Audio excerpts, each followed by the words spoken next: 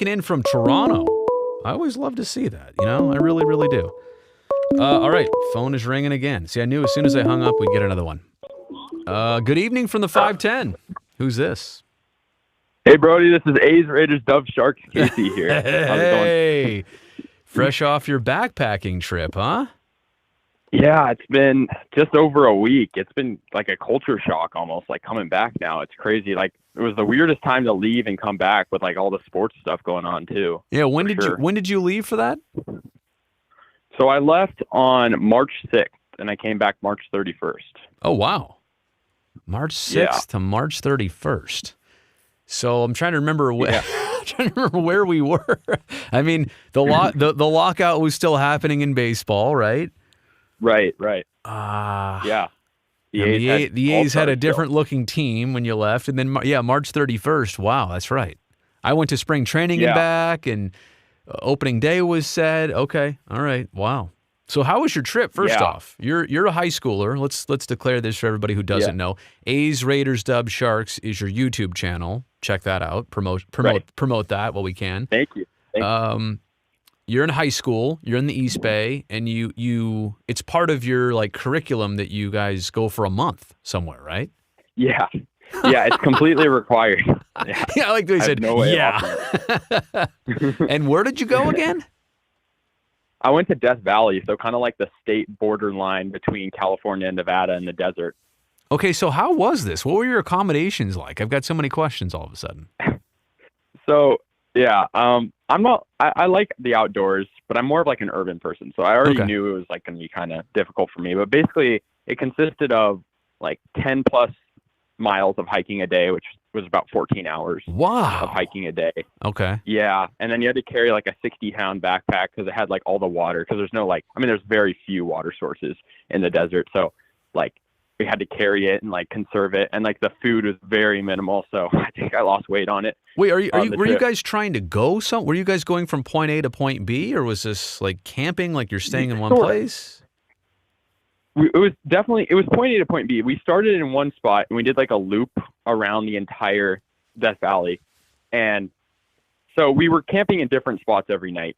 We were just hiking for 10 miles. And then like, if we found a good camp spot, we would go there, settle down there, and then we'd hike 10 miles the next day and so on. And then until we got back to where we were originally, like 26 days later. How many people are we talking here on the excursion together?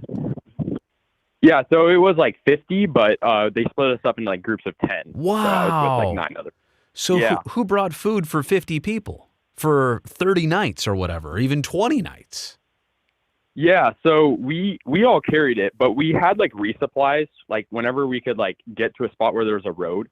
So we had to like motivate ourselves to hike more, or else like we wouldn't get food if we were like running low on it. So we'd get like resupply like every week or so, but it was very minimal though. Okay, so what was the point of? Sorry, I'm interviewing you here, but what was the overall goal of this trip? Was it to just experience nature as a young person? Was it bonding? What was it? They always talk. I was wondering the same thing until they always talked about like self-reflection, because there's this part of this trip, and it's basically solitary confinement. You spend 3 days alone with no human interaction in like your own spot. Yeah, like 72 hours. So like it's like to self-reflect and like kind of think about yourself, I think. Wow. Yeah. Did you get you must have got really lonely. That's lonely. 3 days? Yeah, I did. Yeah, I mean, I was kind of lucky because like I had friends and family like send me letters, and like my grandpa sent me a lot of like sports articles and stuff. Oh, that's cool. So yeah, but it was lonely because I was like in a cave and there's like scorpions around, and like it's scary a little bit. Yeah, that was my other question. So who checks on you? I mean, if it's true like solitary situation, you're by yourself, but somebody's got to make sure, okay, is Casey breathing? Yeah. Is he eating today? Is he okay? Is he hydrated today? Did anybody have any medical issues, by the way? I hope not, but... Yeah, I mean, some people got sick a little bit. Like, even I felt myself getting sick. It's not super sanitary. I mean, like, you're eating... Right. And you're like, you haven't showered in a month. But they do, I think by law, they have to... Yeah, that was hard, too. But by law, I think they have to check on you. So they would check on you, but they wouldn't like interact with you. They would like walk by your campsite and like make sure you're maybe like wave to you, but you weren't allowed to talk either. So it was like, oh yeah. And they took your watch too, so you couldn't like schedule like a sleep schedule. It was torture. Oh my gosh. Okay, so what do you think? Clearly, we can all think of the negatives of this, right? What are the positives that you take away from that whole situation, if there are any? I learned some pretty good like survival skills, like setting up like a tarp in the rain, and like I think I also built up like mental strength because like hiking that much with like very little food, like you find yourself like you're mentally declining in a lot of ways. But I think I found myself like persevering a lot. Like if you have that end goal, I feel like you're more driven to try your best. And like, I feel like I did that pretty well. That is really impressive, my dude. That is honestly, I, you know, and okay, more questions. You would think you would, and now we're talking kids here, what, 17, 18 years old, 16, 17, 18, stuff like that? Yeah, in that range, yeah. Okay. I'm just rewinding myself at this age and young people in general. You're all away from your parents, maybe some of you for the first time. How do they keep people disciplined? How do they keep the young people staying out of trouble, especially at night, if you know what I'm saying? Do they keep a rap on that, or how do they do it? Well, I mean, I think, honestly, we kind of disciplined each other. We all held each other accountable, which I think was part of the thing, right? Kind of part of the experience. Yeah. They're like, how can like, because also a funny part is like they try to put you with like people that aren't your friends. Oh, I got like 4 friends, which is like half the group. So it was kind of like we had to hold each other accountable, and like we're good friends, so it's like hard to do that sometimes. But like, you know, we also we're like a family, right? Because we have to like carry the stuff. Sure. And it's like, but they did lay down some like good ground rules and stuff, and I think like all of us like just respected that because we knew like if you did something bad, like you weren't going to get away with it. You were living with all these people for a month, so yeah. Wow, you know that's I got to tell you, I never did anything like that. I mean, I think in middle school we had some type of camping excursion for a couple nights, but definitely not of an older age where you're responsible for your own food and stuff. And I doubt you'll ever forget that. That's I agree. It's interesting. Yeah. And the final part of it was we had to, they do this event called Run-In where like they drop you off in Black Hawk and you have to run 8 miles back to the school. Really? And so that's the final part of it. And like you meet your family and everything on like the soccer field of the school. So that was cool, but it was hard because it was 8 miles and you're not feeling too good and it's 80 degrees out.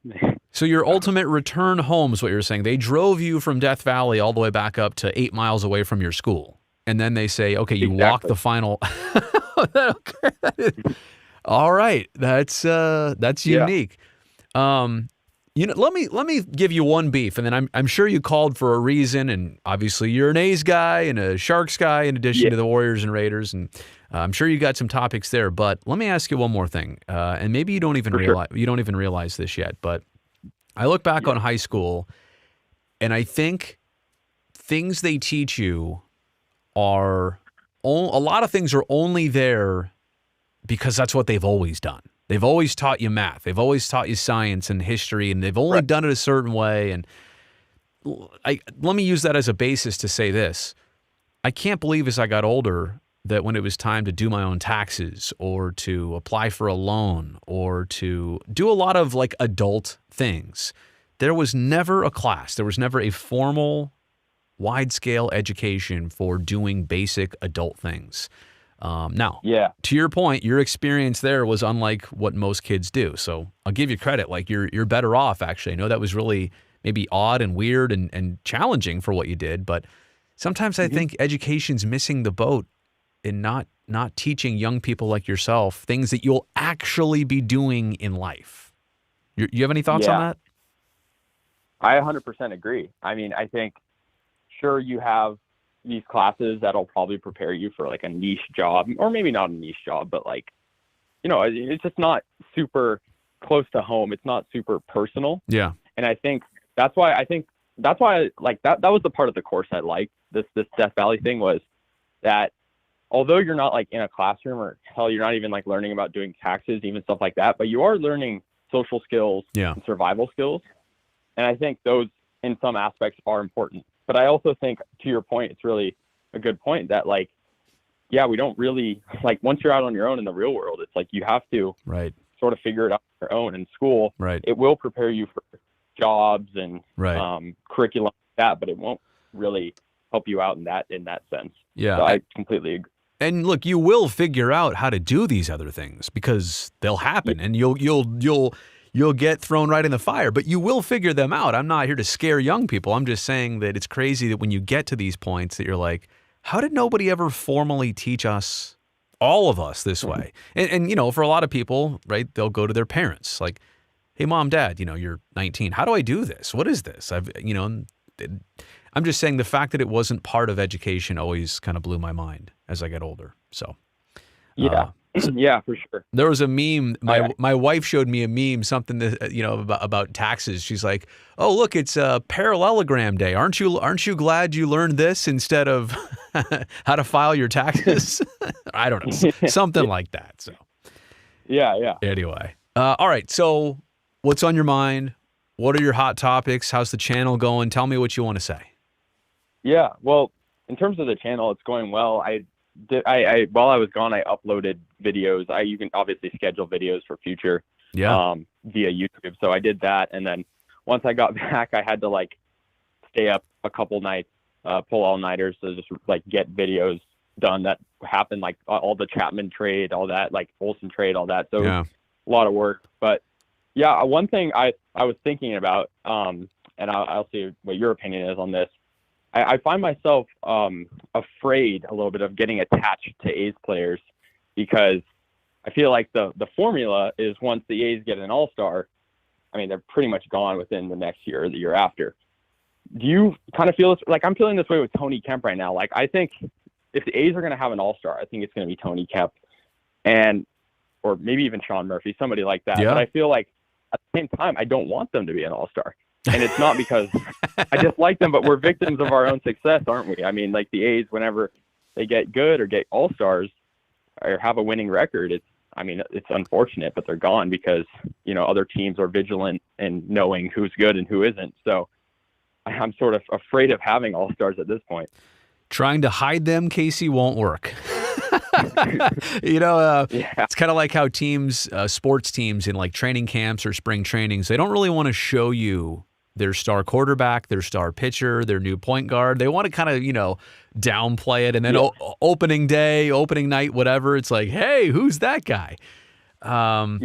It's not about that. And I never want anybody to, you know, not find success. But I also understand what you're saying to the point that it's a little bit of a cycle. You know, young player comes up, we just get to learn them, know them, they find success, and then all of a sudden they're a hot commodity for somebody else to want. Right. Let me just address Sean Murphy. Isn't it crazy that he is the 2021 American League Gold Glove catcher, right? But he wasn't an all-star last year. Yeah. But he could be this year. Like he's got something that will platform him to maybe being an all-star if the stats from this season match. Gosh, there was somebody else I was thinking about too in terms of the all-star. Well, another one, we talked to him tonight. Seth Brown has 2 homers. I think 30 is in reach. He's got 158 games to hit 28 more. I think that can happen if he's healthy and plays. That's true. Yeah. You know, I'm just hopeful, and I think time will have to prove this, and the timeline will have to prove this. I'm hopeful that things change when the A's are in a different situation, and specifically when they're in a different venue. And their business model is different because it has to be. And I know some people are out there saying, well, they got to prove it. I agree. It has to happen, but that's what they're telling us now. And I guess that's the only way we'll find out is if and when we get to that spot. If we're calling a new ballpark home, the business situation and the financials of the team are much different then. That's really the only answer I have. I would also tell you this. Sure. I would also say this. The one part about all this that makes it equally frustrating but inspirational is that every time they do this flip, they always come back, and sometimes they come back even stronger. That's a good point. Yeah. You know, even though it's hard to live. They're good at developing these guys. They are. They're good at finding talent. But it's hard to go through the flip over and over. And you're obviously in a younger age group. You've seen this maybe twice, but it's happened. Yeah. It's happened more than a few times since the turn of the century. So, yeah, for sure. And I think the thing that frustrates me the most, and I know you alluded to it, was the talk with the new venue and then like the financial situation. It's like, yeah, I agree. Like the financial situation, like if and when we get this Oakland ballpark, which is incredible looking, I mean, I think it'll definitely boost the financial situation and our ability to sign players. But my question is, why not right now? I mean, yeah, the A's don't play in the most desirable stadium, and the financial, they're very low like they don't have much profit compared to other teams, but they do have money, and that's a fact. So I think it's a little bit of an excuse for them saying, like I've seen Cavill and whatnot, like tweeting like, oh, once we get this new ballpark, right, we'll be able to sign big players. And that's true. They probably will be able to sign bigger players. But at the same time, right now, I guess the attendance is low and the ballpark is, I guess, low quality compared to the other ones, but the money is there. That's my sort of frustration with it. I think it all also comes down to the fact now, look, I'm not the A's tax person. I'm not their financial advisor. But I'm looking on the outside in what they're spending and what they're doing in trying to get this ballpark put together.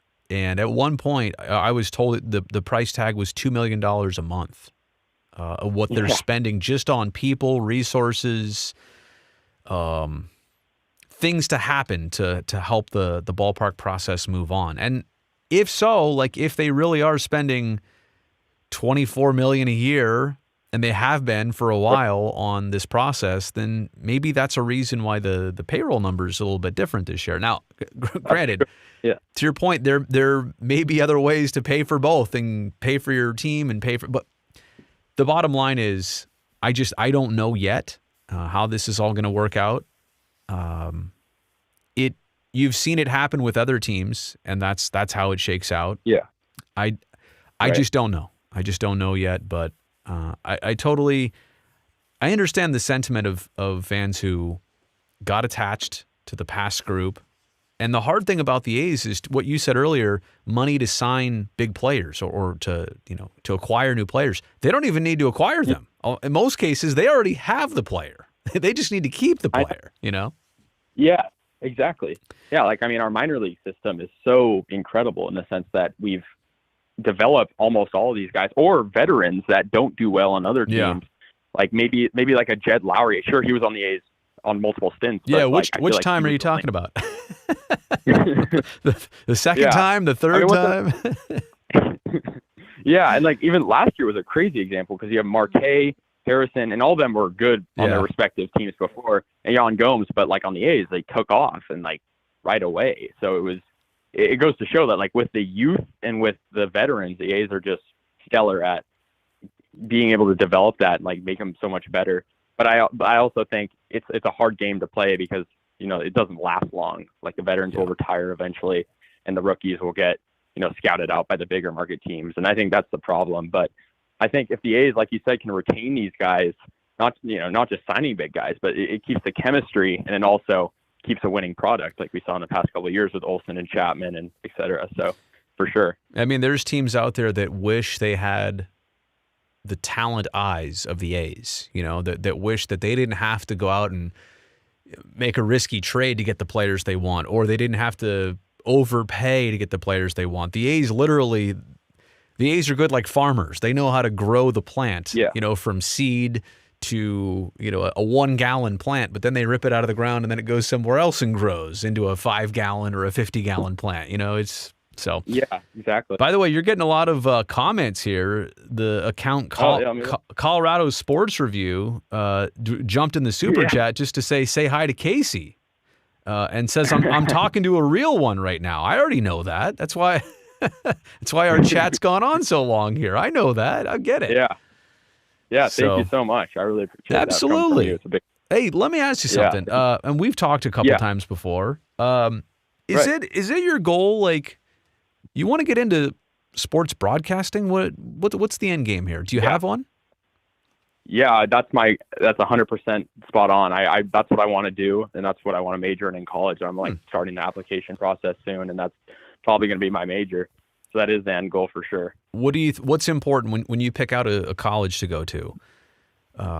What's important to you? What do you think is important to you to get in to bridge you into that type of career? I think, of course, having the resources, but I feel like also being kind of around it. Like I'm Yes.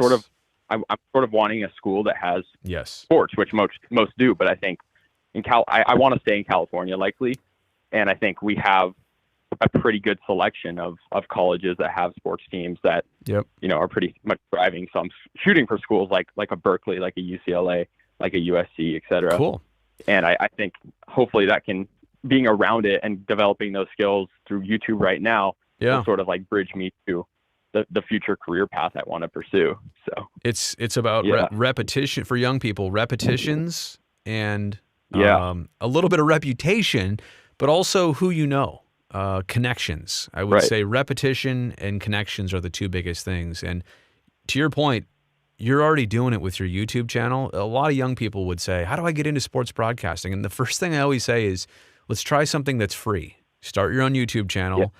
I mean, everybody's phone these days can have good enough quality to make something that's, that's good enough to put on and to let other people see your work. And it's free. You practice it. I said, pick something you like. It doesn't even have to be sports.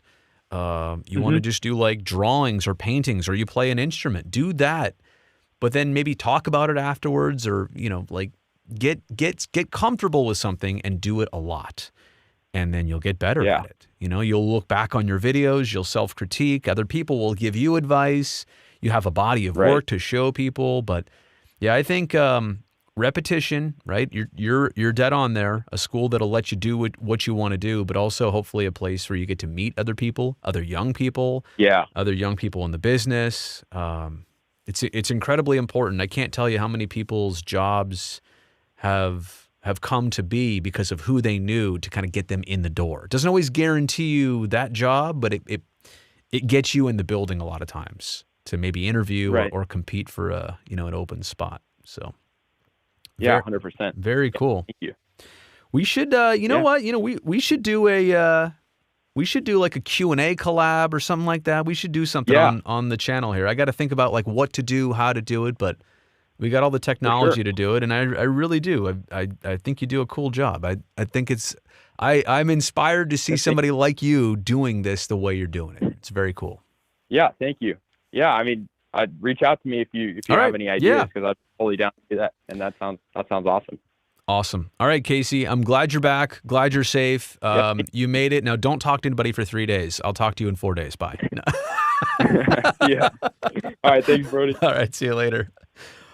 Wow, that is whoa, sorry there. I didn't mean to put that on the screen. That's absolutely nuts that he went that long on a trip and didn't talk to anybody. 3 days of essentially solitary confinement. That's amazing.